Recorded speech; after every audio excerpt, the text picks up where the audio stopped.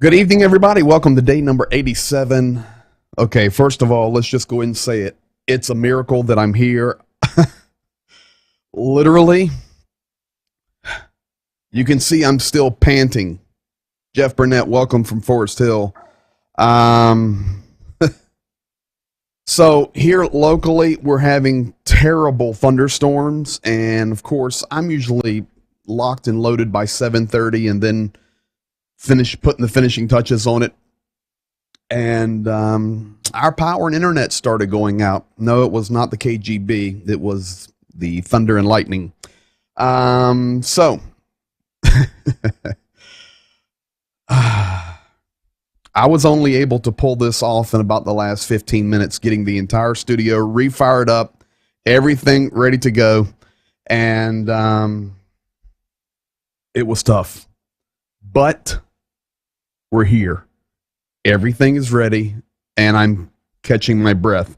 Thank you guys for being here. Lennon, Harold, Mr. Baseball, Gani King checking in from Manila, the Philippines, as always. Beardy Day, God bless you. You guys are rolling on some good chat tonight. Thank you, Julia Augustine. In fact, tonight's going to be awesome. Chuck Pinkham, God bless you.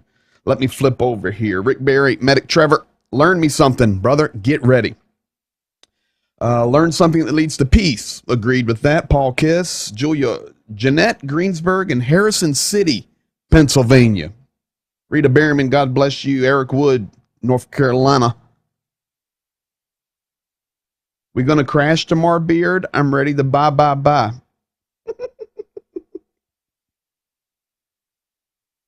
The boys are talking about cryptocurrency, maybe, and other things. Holly Terry, Don Gentilini, PG, awesome coverage. Last night was amazing. We love you in Ukraine. Hey, last night was awesome. Got a new van. Texas, what's up, Fody? JDO, Nathan Fody. That would be Vacaville, California. Andrea Schoaf, Ted Link, as always, welcome you. Kim Porter, God bless you from North Carolina. Specifically, what was the ghost in the machine the other night? I'll tell you. Mercer is supposed to get slammed with a storm. Yeah, we were getting demolished. I do not know if more is coming. So I'm going to give a disclaimer right now. If the stream goes down, it's because we lost power. I mean, seriously, it is rolling here in Western Pennsylvania. And not only that, I can tell you in Ukraine, the weather today was horrible. The entire nation was under storms and wind and rain, brutal day, but missiles were still flying and the battle still raging. We'll talk about that in a moment. God bless you there, Beverly Kniss. Putin's new weather control technology targeted the broadcast. Yeah, he thinks so, but I'm getting ready to pull the curtain back on Mr. Putin tonight. You're going to enjoy this. So here's where we're at. The ghost in the machine the other night is Stephen and I. So, folks, there's a lot of stuff that happens here because this is live and a lot of different graphics. You know, for you IA guys, I can really appreciate what James does as well. It's a challenge. It's not easy. And really, the only guy that can produce me off camera would be Stephen. And because he knows my rhythms, he knows everything. So what really happens is you guys can't see it because it's off camera, but I'm constantly pushing buttons over here, constantly pushing buttons over here, and ignore the Xbox in the middle of the table. No, I never play on that. But all this is happening and then typing and then a display here controlling all of the chat, a display here with the NDI with all the maps. So I've shared this with you before. So we were trying to streamline and run some voice commands. JDO, you nailed it the other night, and it had a failure, and it should not have. It should not have, and we can't figure out why.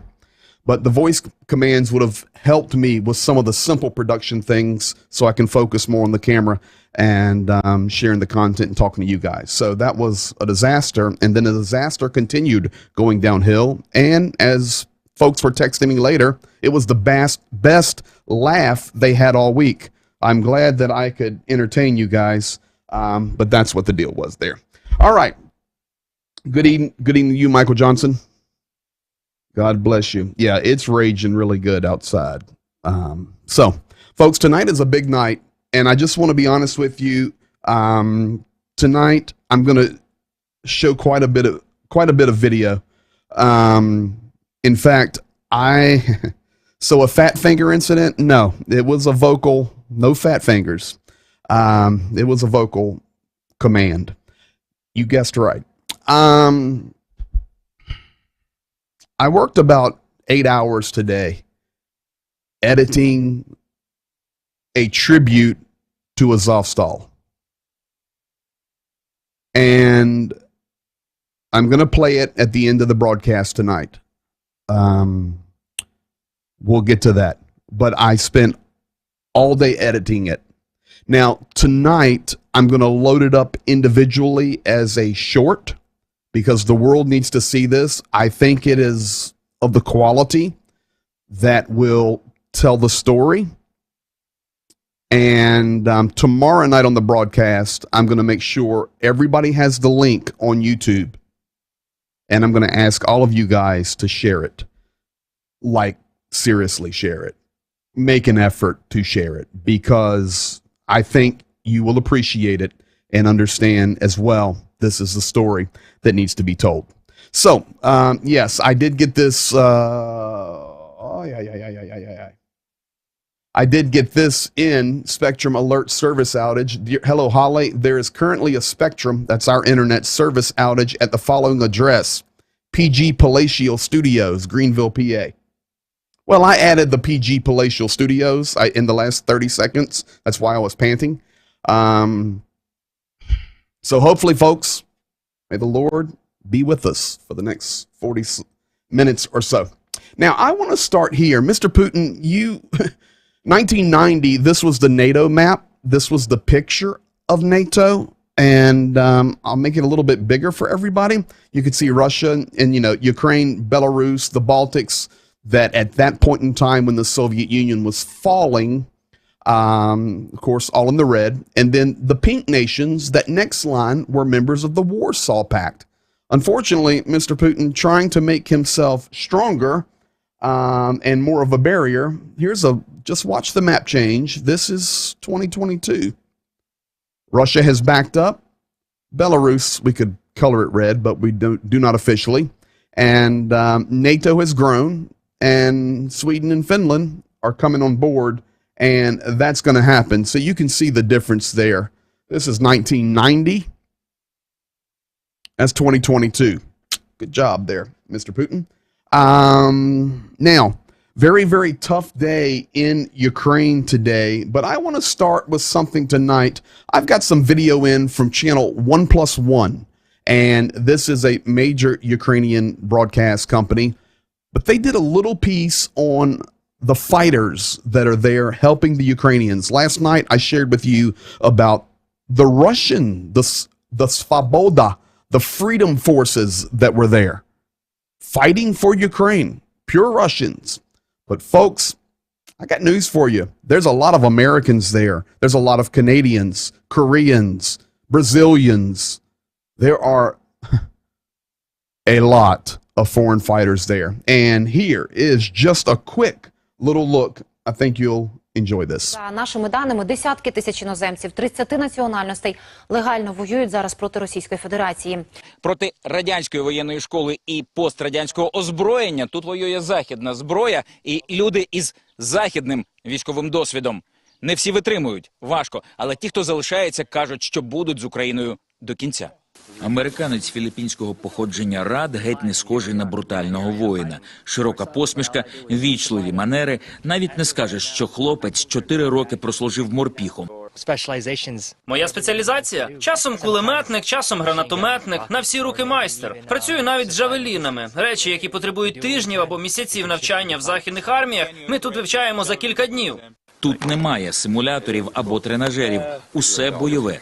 Інтернаціональний легіон – це тисячі людей, зведені в кілька батальйонів. Цей має назву «Вовкодав». Тут служать бійці з десятків країн. Сполучені Штати, Ірландія, Хорватія, Бразилія, Японія. Я перелічив лише верхівку списку.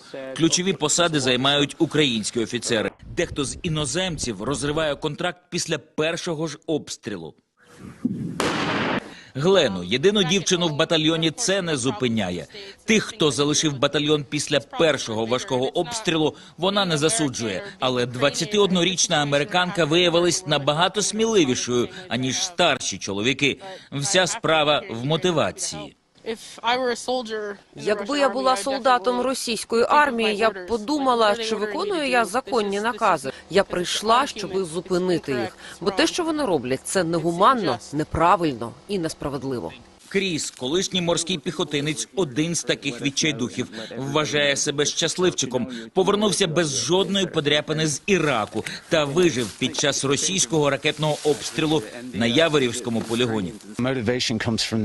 Після того обстрілу я сказав собі, можливо, відтепер мій досвід допоможе врятувати якогось 18-річного хлопця на полі бою. А ще подумав, що ця війна варта того, щоб її виграти.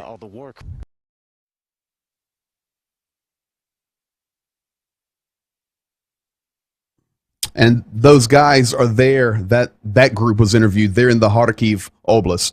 Now, I want to go over to the map here, and I'll share with you the updates for today. Remember, today was extremely bad weather throughout Ukraine, but I can tell you Mykolaiv was hit very hard today with missiles, as well as Kharkiv was struck heavily with missiles. Chernigiv, Sumy. Now, here's one over here. Rivne, way over in the west, was hit extremely hard. Kherson, just on the north border here of Kherson, trying to soften that up because they really want to push into Kryvyi Rog, into Mykolaiv, and into Zaporozhye. Now, we're going to look at something else in just a second, but Donetsk continuing to be hit hard, Dnipro, and Zaporozhye. Those were the cities today that were hit extremely hard. And of course, all the battle that is still happening right here. And I actually want to zoom into that for you because tomorrow night, I'm actually going to show you something about Rubizhny, which has fallen. And now there is a very, very important bridge right here. And that bridge connects Lysychansk and Severodonetsk. Well, today, and it's all over the Ukrainian media, today, Russia blew that bridge to pieces. And you say, okay, well, that's going to hurt them. And it's also going to, hurt the Ukrainians trying to get control of this territory here. Well, to be quite honest with you guys, and to tell you the Ukrainian viewpoint and Ukrainian truth is this bridge was actually vital for Ukraine to push back because Russia has already built a pontoon bridge down here south. And of course, they're doing their best to guard it. Ukraine's trying to destroy it, but Russia is controlling that pontoon bridge. It's a major river there that has to be crossed. And the push is coming, folks. The push is coming. Hopefully, we can repel this push. These guys that were on the video just now, they're actually fighting up in this region. Well, it would be this region. Right there in the Kharkiv region. So that's what's happening on the map front today. The Lysychansk, Rubizhny, Severodonetsk, you're going to hear about those things. If you watch your newspapers or your media online, you're going to keep, for the next few days, hearing about Lysychansk, Severodonetsk, and Rubizhny. Those are the biggest battles, and they are massive right now. Now, I want to click along to here, China, and I waited on this one for a few days for confirmation. I've been holding this one because I wanted double confirmation on it, and I'm confident enough to share it as true. China has decided to replenish their oil reserves with purchases from Russia. They're trying to do it silently, but here's the problem. They're buying at a 33%, actually a 66% discount. They're paying about 1/3 of market. They will be buying barrels to refill their strategic reserves between $29 and $33 per barrel. If you want to know what barrels cost, a barrel of oil cost on the open market, just Google it up. It'll be about 3 times 30, 60, 90 more than what they're paying. So that's what's happening on the China front. So China, Turkey, India, Iran. And unfortunately, right here, Germany and Italy waited on this one for a couple of days. I was a little upset with some of these European nations last night, and there were more problems today, but the problems today were not with Europe. They were with the United States, and specifically the New York Times on purpose. I will share about that in just a moment. I even have the video response to it and what happened. But Germany and Italy have been approved by Brussels, which is where the EU offices are and where the EU governmental center for the European Union is there in Belgium. They have been approved to pay for Russian gas with rubles. Now, they're doing it in a way that they say they are avoiding or not going against the sanctions. Baloney. Baloney. Germany and Italy, thank you for all that you've done to help Ukraine. Thank you for everything you're doing, but you're making a mistake right here. Stop funding the war machine. Now, folks, this brings up this picture that I want to share with you, and this is not the IA program. I'll let James take care of all of that, but the reality is the global economic system happening right now is a disaster. It's not just the war in Ukraine. It's inflation. It's the devaluation of currency, not only in the United States, but everywhere else. The printing of money. And I'm not here to talk about economics, but this does line up with the Ukraine and Russian war. Folks, it's getting really bad. And then you layer on top of that the food crisis. And I know you're sitting there saying, well, you know, PG, I filled up today at $6 a gallon. Yeah, I know you did. Thank God you can get gas, and thank God you've got $6. No problem. But in the big picture, we've got a disaster brewing here economically, globally. Now, that pushes me back to my Ezekiel 38 narrative that I've been hammering on for a couple of years, and I will continue to hammer on it. I do not know if this is the beginning of the Ezekiel 38 war, but all you've got to do, if you want a little homework, go read Ezekiel 38. That war is about money, economics, and plunder. And it says the armies from the north come to Israel to plunder it. They are actually pulled down there by God himself. Then God overthrows them, stands up at the end, and shows the world that he is the true and living God. That's the story of Ezekiel 38. But it's an economic war. And the more we see, the further we go. I'm not even talking about the food crisis. Got a little bit on that tomorrow night. I wait on these things because I don't want the hype of the headlines where they're, oh no. But I've been waiting on this one because this is what I've been waiting for. The exchange rate in Ukraine has went bonkers. Folks, Ukraine is in economic crisis. Period. And of course they are. But it's serious. And, you know, many Republican lawmakers voted against the last aid bill. And to be honest, this is not about American politics. I do understand it. I understand we also have Ukraine at war and nobody wants to help Ukraine more than I do. But there is a lot of money being promised and loans and just crazy numbers that are happening that is destroying global economies. Instead of doing that, would you please fire up the Ronald Reagan and bash it through the straits in Turkey and take care of this cat? That's what I would do. But I'm not the president. Liz Truss, we follow her, the defense minister for UK. Remember, or day 87, at least 8-10 times we've talked about Moldova, at least a dozen times the Transnistria region. Liz Truss, here you go. We'll give Moldova weapons to stop an invasion by Vladimir Putin. She comes out clearly and says, it's clear to us that Vladimir Putin is not going to stop in Ukraine. He wants Transnistria and he wants Moldova. He wants to push all the way up against Poland. And we will give arms to Moldova. Folks, she's rolling. It's curling up.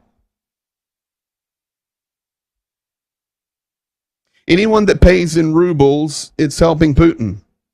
No question. No question. But I'm going to tell you guys again. Sanctions aren't going to work. They're not going to work. Why? Because he has so many dealings with the rest of the world and pretty significant economic powers. And secondly, these nations are not abiding by these sanctions. And that's starting to come out now. New York Times, we have a beautiful picture here. They did a fantastic article telling Ukraine how to win the war. You can go look it up. I don't even waste my time. I just confirmed that they had written it. They were telling Ukraine, the New York Times, they're experts. The writers there at the New York Times are experts on the Donbass region. Oh, absolutely. Have you ever been there? No. But they're experts.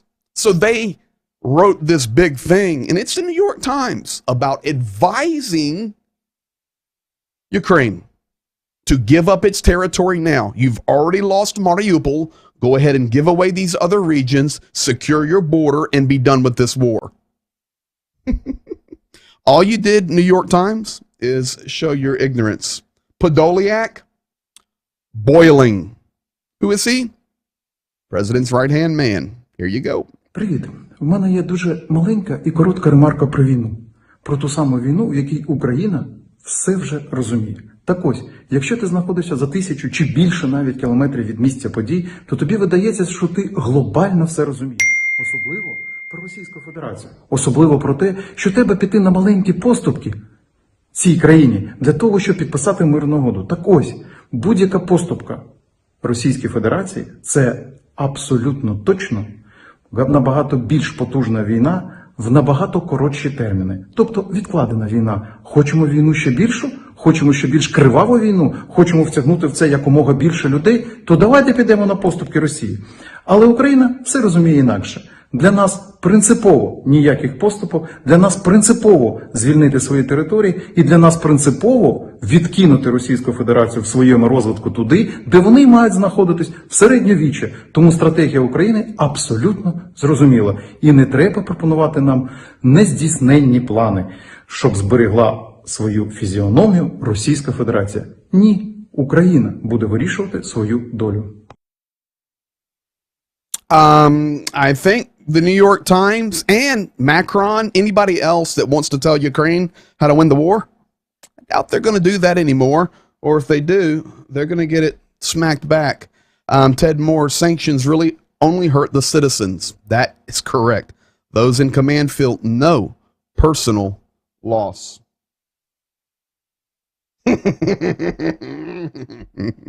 Man, don't make me laugh. If Russia gives Ukraine their land back, I'm willing to give them France and Germany. Me too. Now, it goes on to the next level, folks. It goes to the next level. Here comes Kaleba. Ukraine, and only Ukraine, will define when and how the war ends. We exercise our right to self-defense under Article 51 of the UN Charter following a brutal armed attack. President Zelensky has been clear. We don't need anyone else's land, but we won't give up on what is ours. Spot on, guys. New York Times doesn't realize you give up a little, someone will take more. I mean, we understand it. It's just, well,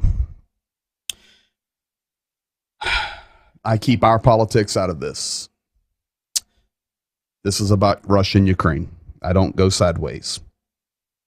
But man, I sure would like to. It's our land. Let me show you something about our land. How about some of the guys on the front line in the trenches needing some water? О, диви, ось отут вода. Все, копаємо границю. Подожди. My grandpa could do this. 2 метра вода. Та що, Васильович, де вода? Так, диви, ось вже під курня, ось водичка пішла. Тобто вже у нас вже отак вода буде. Пішло, да. Ну що, видно? Я собі, да, Васильович, блядь, тобі я не знаю, тебе диви, тобі завтра треба... вже буде свіженьку воду пити. В окопі, ребята, в окопі, блін! Васильович знайшов в окопі воду, риє криницю, блядь.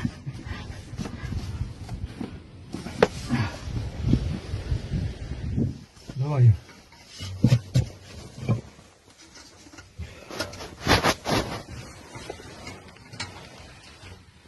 Так, Васильович пробує воду з криниці.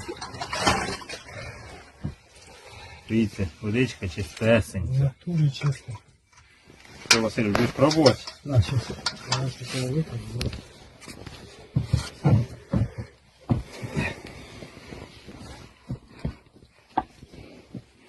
Ну, Давай. традичок життя.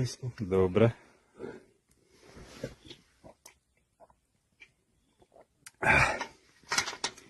Прикольно, що така пресна. Да? Я не буду пити. Ну, Васильович, ми підождемо. Часик, 1,5-2. А все нормально буде. Да. Вода пресна, отличная вода. Класно. Все, водичка є. Водичка буде чітко. Так, ну що, будемо обідати? А, война войной, обед по распорядку. Будемо пробувати плов Ой, з свіженької водички, з нової криниці. ну что, давай, подходим. Ох і пахне. Васильович, до свіжої води Подожди, Васильевич, мясо надо лишний кусочек кинуть. Подожди, Якби не ти, водички б не було. Да, Васильович, Ви Васильович, першому, м'ясо, мені першому. м'ясо більше кинь Васильовичу. Кинув вже. That makes you smile right there.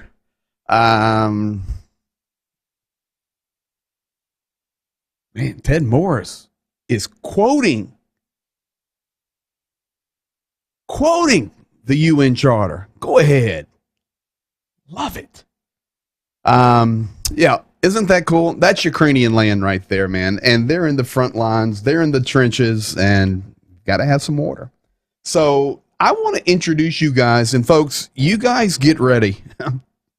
I'm really happy what I'm going to show you tonight. And but before we do that, I want to introduce you guys to more of Ukraine. First of all, I want to introduce you to Maxime. Maxime is a little fella that was bombed out of his house in Donbass, Lugansk. His family relocated to Chernihiv, so he wanted to give back and help. Well, here you go. You'll be able to read it. I have it translated.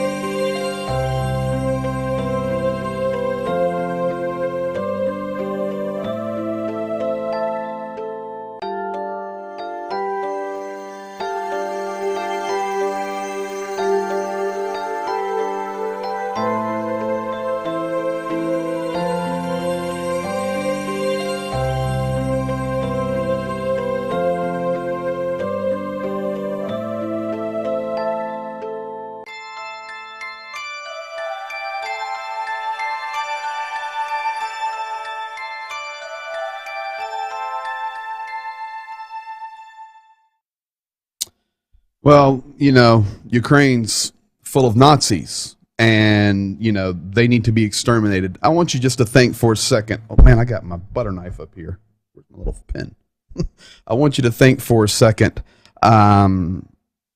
Those are the people that are being killed. Those are the people that are being bombed. Those are the civilians. That right there is a typical, beautiful Ukrainian family. 100% I could pick them out of a lineup being Ukrainian. No question. Beautiful Ukrainian family from the Donbass, where the Nazis are, moved to Chernihiv, doing their part for the war. Now, before we get to the thing that we worked on very hard today, I want to give a big thank you to the Russian army.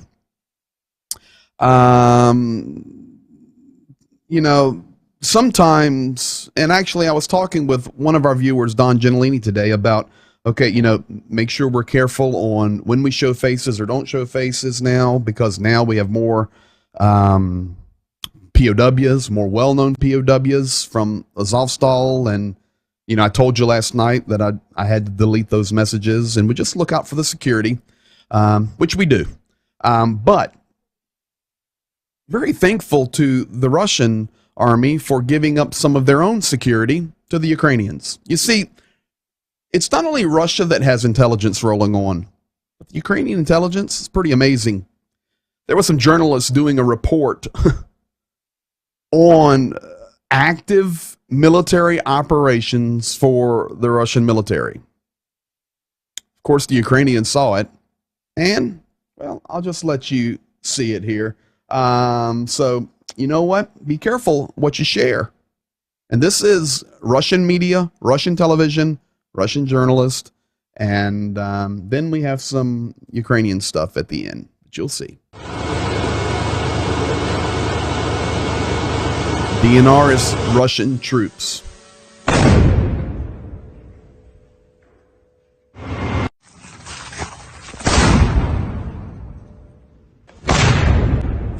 Война — это логистика. Когда нет снабжения, нет смысла сопротивляться сейчас. Войска Луганской Народной Республики из 240-миллиметрового миномета «Тюльпан» уничтожают мост, который соединяет Северодонецк с Лисичанском.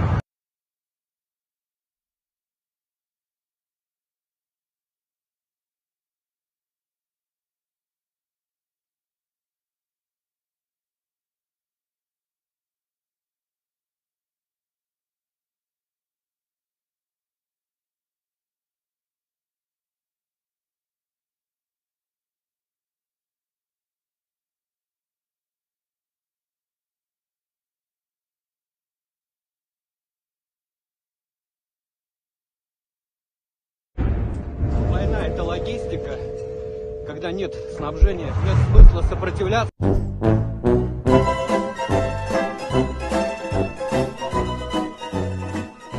When there are no brains, there's no sense to resist. Well, how about this before we get to the Azovstal stuff? How about no brains? The clowns are at it again. They don't really have anything to say because Ukraine is doing a good job. And but to be honest, Russia's making a very, very big push here in the last 48 hours. But Ukraine's doing an amazing job. So this is what they talk about. It's all our land anyways. Неужели мы не могли бы при желании разобраться с Украиной, ну, не просто днями, а часами? Но мы ведем такую специальную военную операцию, именно поэтому это не война, а операция. Война не ведется так. Мы жалеем их всех там. Это раз.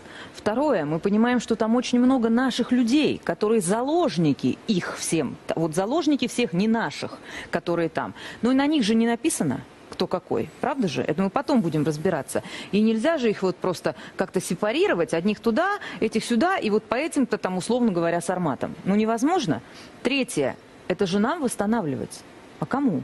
Уже сейчас освобожденные территории, которые уже де-факто наши, я не боюсь этого слова, включая там всю Херсонскую область, например, которая уже сейчас наша.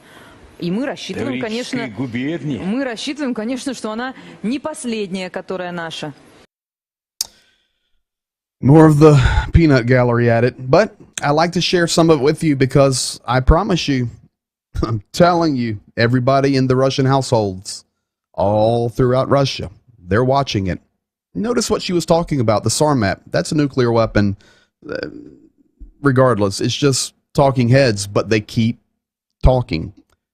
And how do we know who to separate? Thank you for making the argument. There is no separation. There's no Nazis. And then Kherson is ours already. And then, of course, King Nutjob. King Nutjob says it's not the last one. We already know.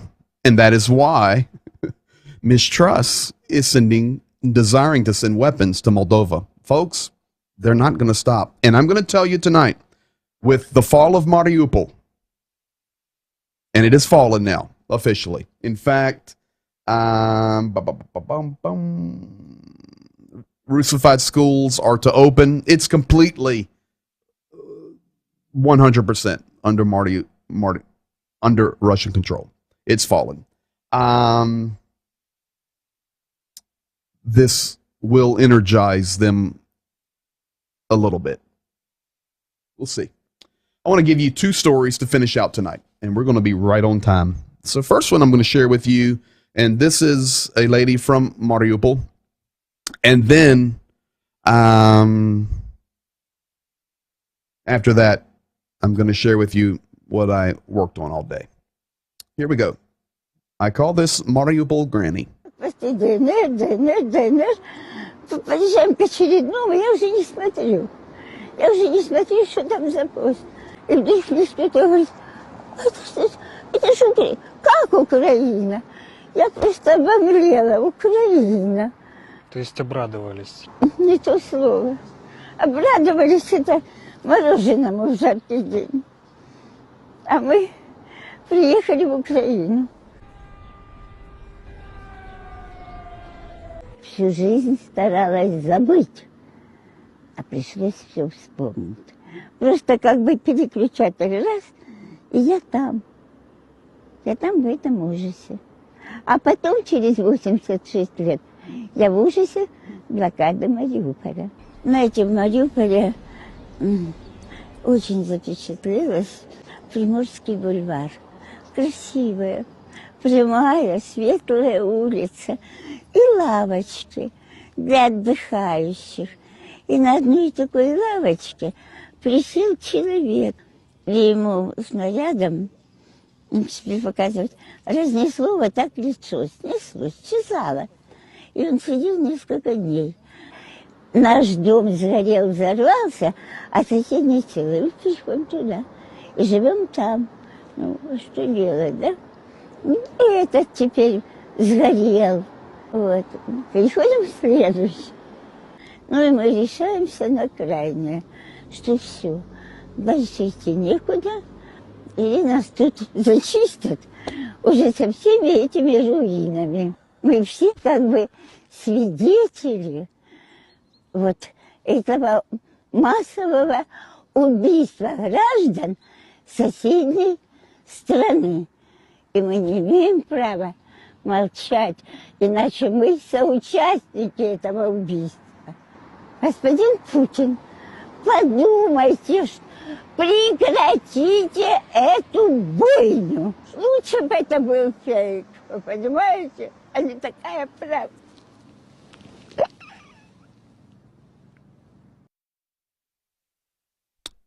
"86 years old, lived through it twice." And she basically said the same thing that Zhenya has been saying, and that is keep sharing. It's what President Zelensky said. It's what we're doing. Keep sharing, keep sharing, keep sharing. This has to stop. Poor Granny. Poor Granny. Folks, as you know, we have followed the Azovstal very clearly, very, very, very closely. And there's really nothing else to follow anymore. President Zelensky did come out and say they're working aggressively on the exchanges. We don't know what's going to happen, but we're doing everything to the letter.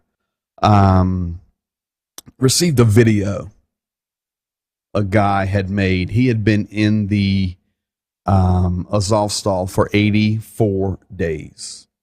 And on the day he was surrendering and leaving, he made about a 3-minute video clip under the Azovstal.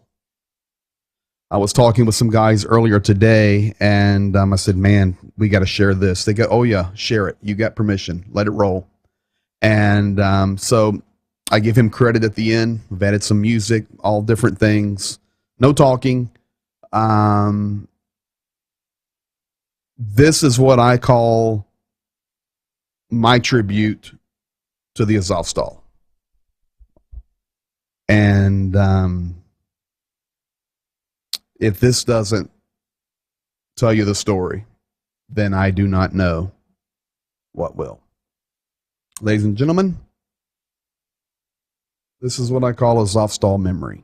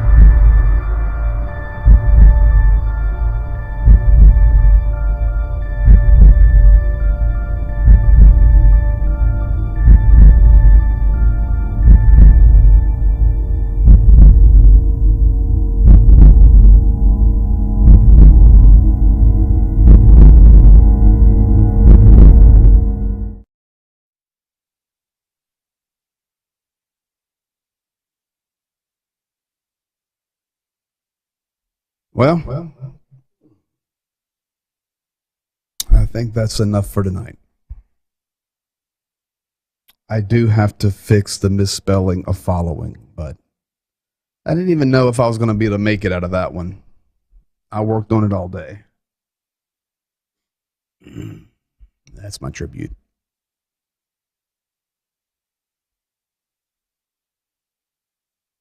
See you tomorrow night.